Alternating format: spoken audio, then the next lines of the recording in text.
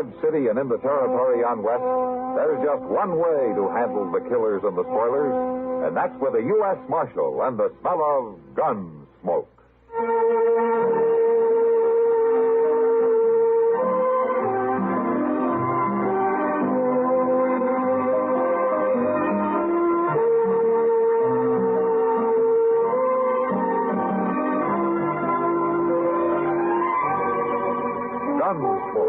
Starring William Conrad, the story of the violence that moved west with young America, and the story of a man who moved with it.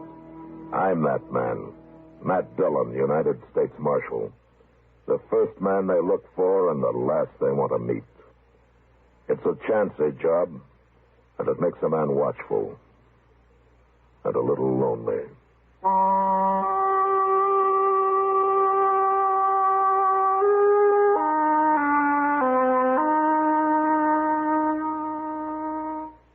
Here's actress Joan Bennett. It's terrible to try to act with a dreadful cold. To feel better quickly, I take 4-way cold tablets. The fast way to relieve nasty cold distress. Yes, tests of 4 leading cold tablets proved 4-way fastest acting of all.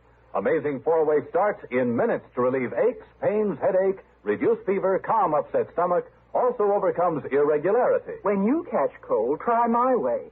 Take 4-way cold tablets. The fast way to relieve cold distress. 4-way, 29 and 59 cents. And now a word about another fine product of Grove Laboratories. Had dandruff for years? Now get rid of it in 3 minutes with Fitch Dandruff Remover Shampoo. 3 minutes with Fitch regularly is guaranteed to keep unsightly dandruff away forever. Apply Fitch before wetting hair. Rub in 1 minute. Add water, lather 1 minute. Then rinse 1 minute. Every trace of dandruff goes down the drain. 3 minutes with Fitch, embarrassing dandruff's gone. Fitch can also leave hair up to 35% brighter. Get Fitch Dandruff Remover Shampoo today.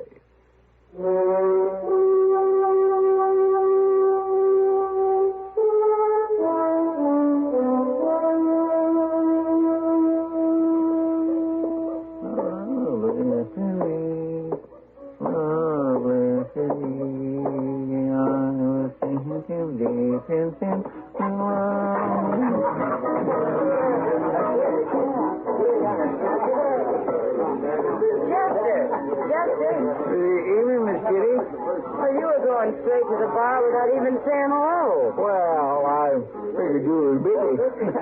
I'm busy telling Andy here about Dodge. Andy, this is Chester Proudfoot. He's one of the people you ought to know. This is Andy Hill, Chester. Nice to meet you. Sit down, Chester. Thank you. Chester works for Marshal Dillon, Andy. That ought to be a good job. Well, it's a fine job if you like long hours and poor pay. He spends quite a few of those long hours sitting around the depot waiting for the train to come in, Andy. Well, now, that's just so Mr. Dillon will know where I'm at if he wants me. Oh, sure. You staying long in Dodge, Andy? Maybe. I don't know yet, Chester. I've been advising him to move on. Why? Mostly because I'd like to myself. Your name, Kitty? I'm busy, mister. They told me your name. I'm going to buy you a drink. Come on, over to the bar. Back to your hogs, mister. You're spoiling the air. I'll have no talk from a woman of your kind. All right, you get out of here, mister. Get out You putting right me now. out? You ain't even armed. Well, I'll find me a gun quick enough. Mister! How about me? I'm armed. You're too young to be wearing a gun. Take it off. You do it. You take it off. I sure will. From there. You want to die, don't you? No, I don't want anybody to die. Now, you get out of here. I'm going to put a bullet in you. You can't do it, mister. Don't try it. I'll show you.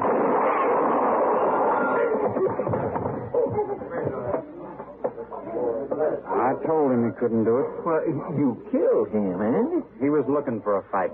Well, do you know who he is? I never saw him before. Well, there's Matt. Who? Marshal Dillon, Andy. Oh. Did you kill this man? I did it. It was self-defense, Matt. He started and he drew first, and he had to shoot him. That's the truth, Mr. Dillon. He was treating Miss Kitty bad, and I didn't have no gun, and Andy stood right up to him. Get some help and carry him out of here, Chester. That's right, I will. Alvin, you and Pony, give me a hand here. Kitty, let's step over here. You and Andy, is it? Andy Hill, Marshal. You should have seen it, Matt. That man had his gun almost out before Andy even started to draw. So you're pretty fast, huh, Andy?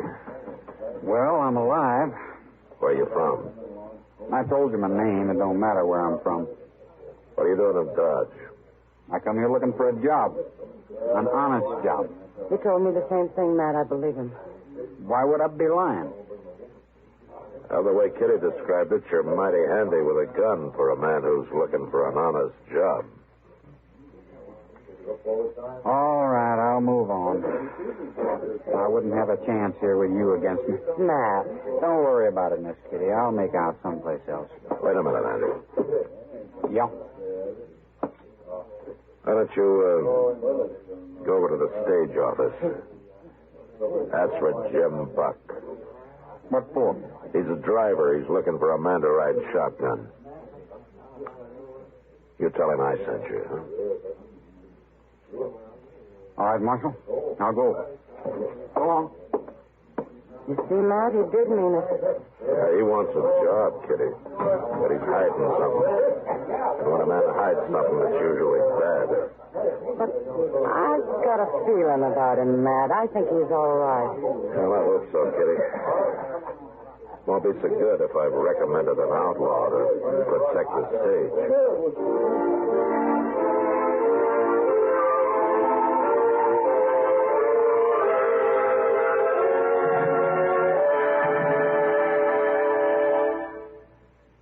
No one could be more at home with history than Edward R. Murrow. For more than 20 years now, he's focused his attention on world affairs, broadened his viewpoint with travel, and sharpened his perspective by meeting and getting to know many of the leading statesmen of our time. 5 evenings a week on CBS Radio, Edward R. Murrow shares his experience with you. For a clear, concise report on today's important developments, join us on most of these same stations when it's time for Edward R. Murrow with the news. A fuller understanding of current events is waiting for you, too, on every lively edition of our World News Roundup. 7 mornings a week on CBS Radio, the World News Roundup takes you to the scene of the news for eyewitness reports by CBS News correspondents. Hear what's happening direct from where it's happening. Get the feeling of the news along with the facts as our World News Roundup comes your way at breakfast time tomorrow and every weekday morning on CBS Radio.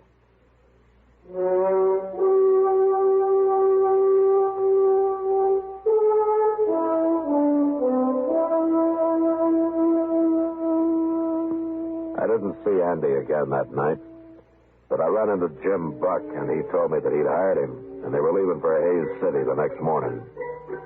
It was 2 days before they were due back before I'd find out if I had made a mistake or not. I waited. The evening they were due, I was down at the stage office. Of course, the stage was late, over an hour late, but finally it came. And there was Andy, up on the box next to Jim. They pulled up, and Jim jumped down and came over to me. Marshal, arrest him. What? Arrest who? Andy Hill, that's who. If I hadn't heard how good he is with a gun, I'd have taken him myself. I'd have shot him dead. Now, wait a minute, Jim. Wait a minute. What's the trouble? He's mad at me, Marshal. Mad at you? You ought to be tarred and feathered. Now, wait a minute. He was held up, Marshal. Held up, by heaven. This so-called shotgun man sat there like a owl on a rafter. Sat there and didn't do a thing. Is that true, Andy? Why kill a man for nothing, Marshal?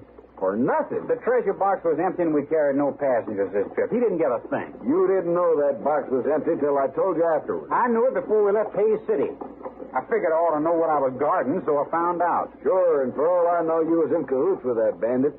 Maybe him and you were partners. There's no proof of that, Jim. Well, I ain't hiring a man who won't fight. You're fired, Andy. I never want to see you again. I'm sorry, Marshal. I guess I've disappointed you. Because you didn't want to kill a man for nothing? That's right. There, wasn't any other reason, was there, you think I was in on it, too? No, I didn't say that. Good night, Mark. Andy. Andy.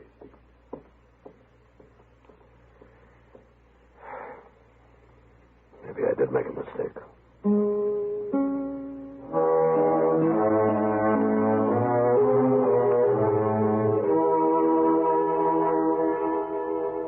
I wasn't sure about Andy that night, but the next few days changed my mind again.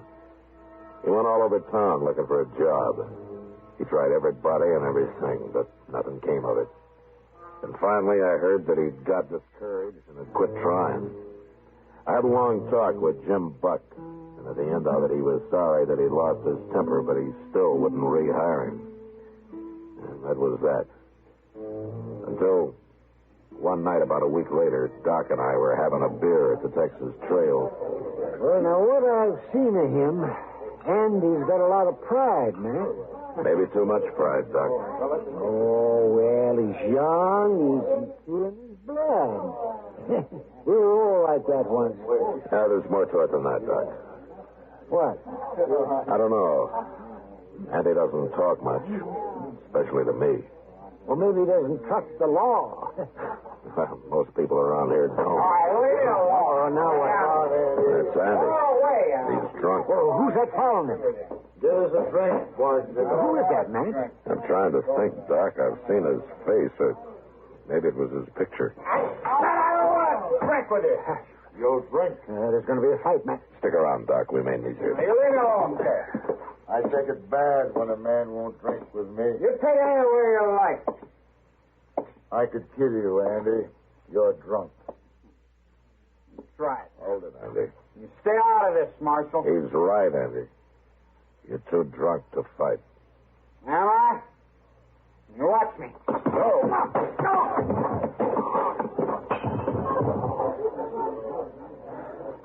What'd you do that for, Marshal? To keep you from killing him, Carrick. You know my name? I heard Andy say it. But I don't want to hear it again, and I don't want to see you again. You find your horse and you ride out of town, Carrick, and you keep on riding.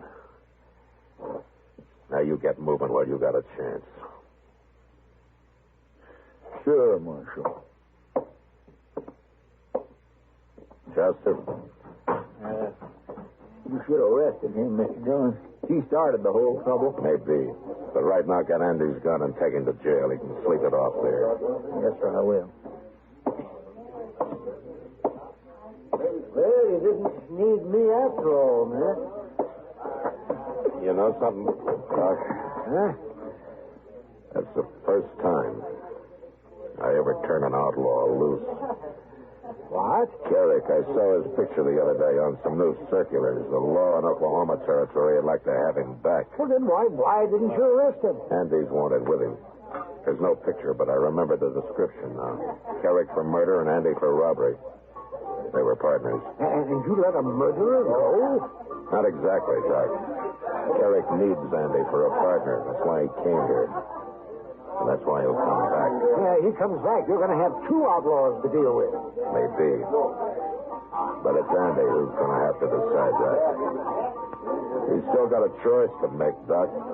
All I'm doing is giving him the chance to make it. Then why should you risk facing a pack of trouble to help a man you hardly know, man? A man who hardly knew me went out of his way once, Doc. Maybe I'm kind of paying him back. Oh, well, I still say you must have a lot of faith in Andy. Not a lot, Doc. Just enough to take a gamble.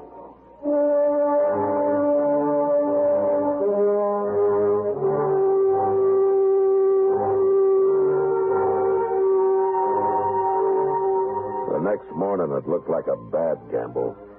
Andy came out of his cell sullen and angry, and when I gave him his gun back, he took it and left without a word.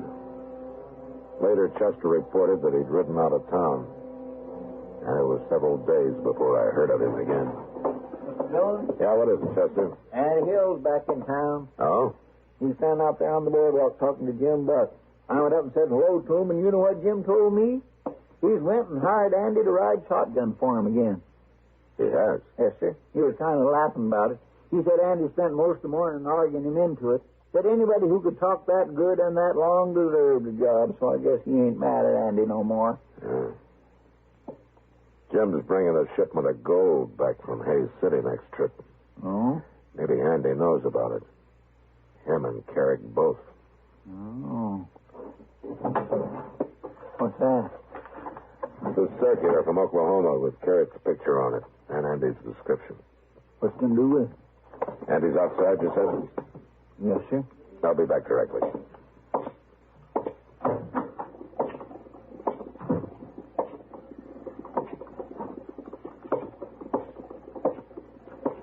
Hello, Andy. What do you want, Marshal? Where's Jim Buck? He went over to the stage office. Uh-huh. I hear you're riding shotgun for him again. Any objections, Marshal? Andy, if I had everything on my mind you have, I don't think I'd want to be friendly with the law either. Now, what do you mean by that? Here. Take a look at this.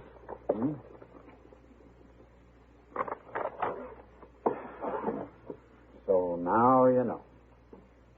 Now, wait a minute, Andy. I didn't come to arrest you, so don't make me kill you. What? I wanted you to see that circular. I didn't think you and Carrick knew it was out. I don't understand you, Marshal. It was Carrick who held up the stage last time when you were riding shotgun, wasn't It it? had nothing to do with me. I didn't know he was in the country. But you didn't shoot because you didn't want to kill a man for nothing, especially a former partner. Look, Marshal. I think you're partners again, Andy. I think you got this one planned. You won't take me alive, Marshal. I told you I didn't come out here to arrest you. Why not?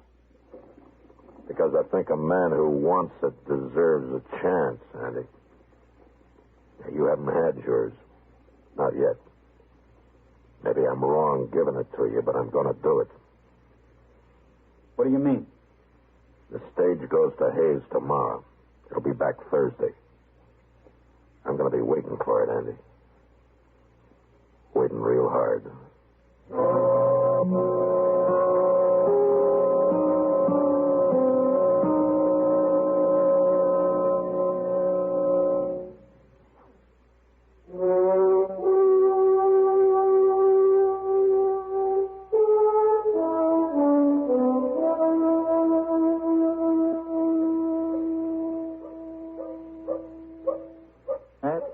Should have been here an hour ago, Mr. Dillon. It's already dark. That's usually late, Chester. Yeah, but why did it have to be late this time? Are you worried? Yes, sir. And so are you. Yeah. Kind of like putting your whole stake on the turn of one card, I guess. Sure isn't it? Mr. Dillon? Yeah. Look, it made it. The stage made it. Yeah, the stage did, Chester. But there's no shotgun messenger. Well, I got you right. Well, where is Andy?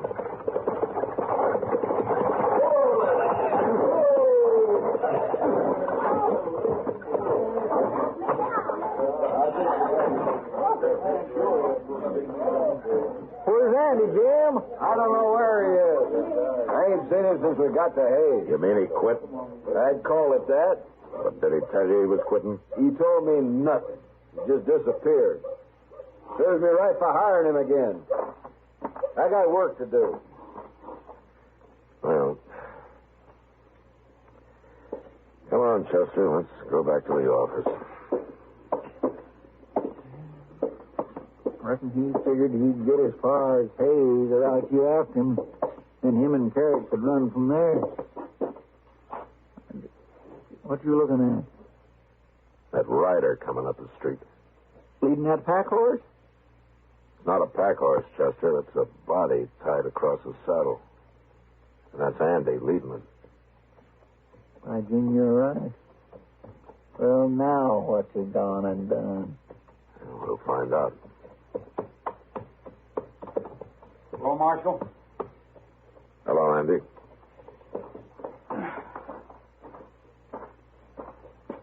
That's Carrick I got there, Marshal. You kill him? I killed him. No witnesses. No way to prove who drew first. Jim Buck told me you ran off up in Hayes City. Jim might have got shot if I hadn't. Oh? Yeah, Carrick was going to hold up the stage again, Marshal, and I decided not to let him do it. But I figured if I tried to fight him while I was sitting up there next to Jim, it'd go bad. So you rode back to meet Carrick alone, huh? I left the night we got to Hayes. I found him and told him I was through for good. Well, he got scared and went for his gun. But like I say, I can't prove it was self-defense. Maybe I shouldn't have come back. Nobody's going to believe I outlaw. Chester. Yes, sir. Give Andy a hand with Carrick's body. I got some work to do. Where are you going? I'm going to go write a letter to the law in Oklahoma Territory. I'm going to let them know they can withdraw that wanted circular on Carrick. Well, what about Andy and that robbery charge? And after I tell them how he brought in Carrick and how he's trying to go straight, I think they won't be too hard on him.